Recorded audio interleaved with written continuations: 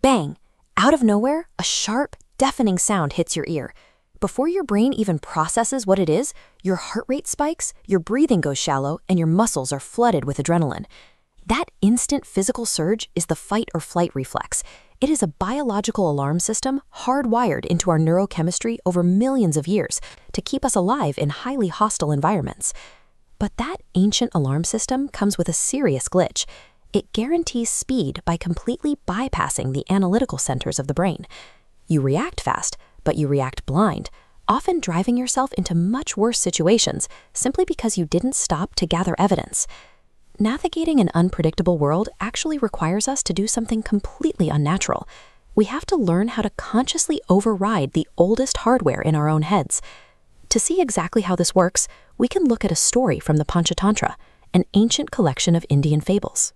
This is Gomaya, a jackal who has been wandering the wilderness for days, exhausted and on the brink of starvation. His desperate search for a meal brings him out of the jungle and to the edge of a deserted battlefield. Two armies have recently fought a massive engagement here and moved on, leaving behind a vast, eerie wasteland of scattered equipment.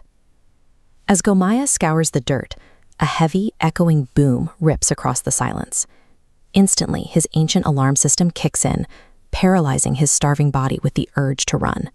He has never heard a sound like this. His panicked brain instantly fills the gap in his knowledge with a terrifying assumption.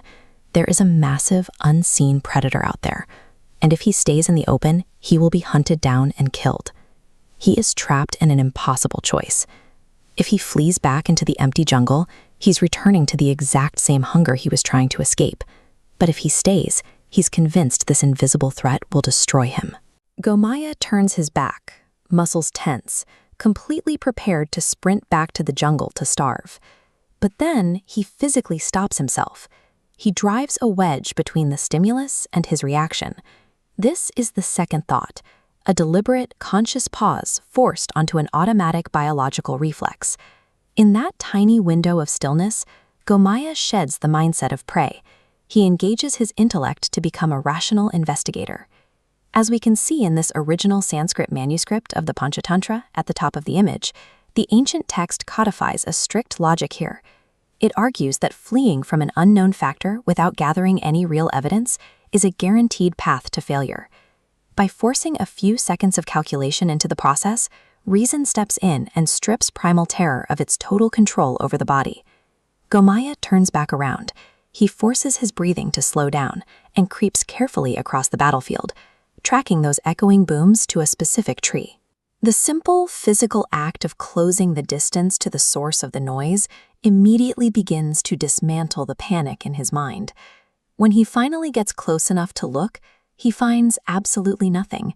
There is no monster. A strong gust of wind is simply whipping the heavy, low-hanging branches of the tree back and forth. This object right here is an ancient war drum, similar to the one abandoned near the tree. You can see its massive scale and deep, hollow body, perfectly explaining how a branch striking the leather could generate a boom echoing for miles. A few seconds of direct, rational observation took an existential, paralyzing threat and reduced it to a piece of old leather and some wood. And right beneath that heavy wooden frame, left completely undisturbed by other scavengers who were too terrified to approach the noise, Gomaya finds an abandoned cache of food and clean water.